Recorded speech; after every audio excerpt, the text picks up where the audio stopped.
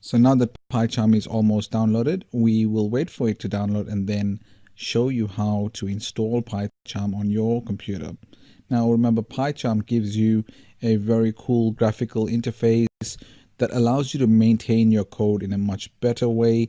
It's got an inbuilt debugger, so pinpoints errors very quickly, and you can see the indentation and formatting is all handled by PyCharm. So let's just wait for the program to download completely, and then I'll guide you through how to install this step by step. We'll be installing this on our Kali Linux machine. So remember, everything we do in this video tutorial series will be done in Linux.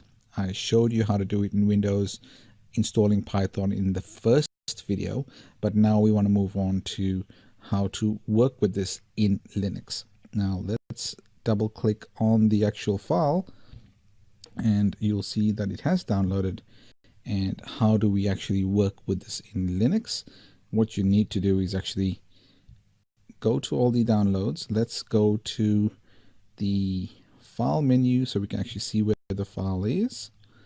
And if I go to the Linux command, I want to go to the root directory. So let me go to root, and then I won't go to downloads now. I need to go to root first and then go to downloads.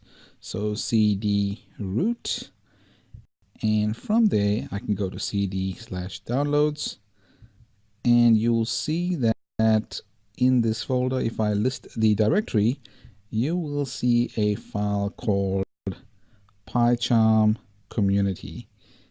It is here in the list right there. So if I copy that file, I need to unzip or uncompress this file. So tar minus zxvf.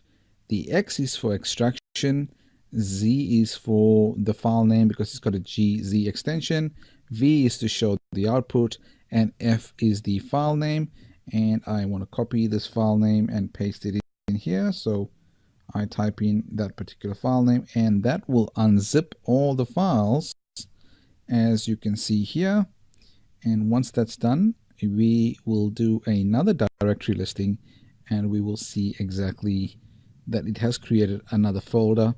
As you can see here, there's a folder created here. I copy that, and I want to go into that particular directory.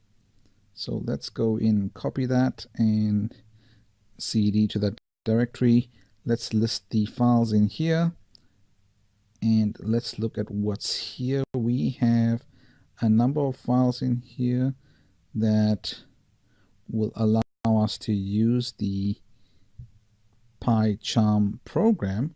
So I'll go to the bin directory for now, and we want to change some permissions of this particular file, the pycharm.sh file. So notice that it has some permissions here, but we want to give it the permission of execution. So +x, and put in the file name pycharm.sh.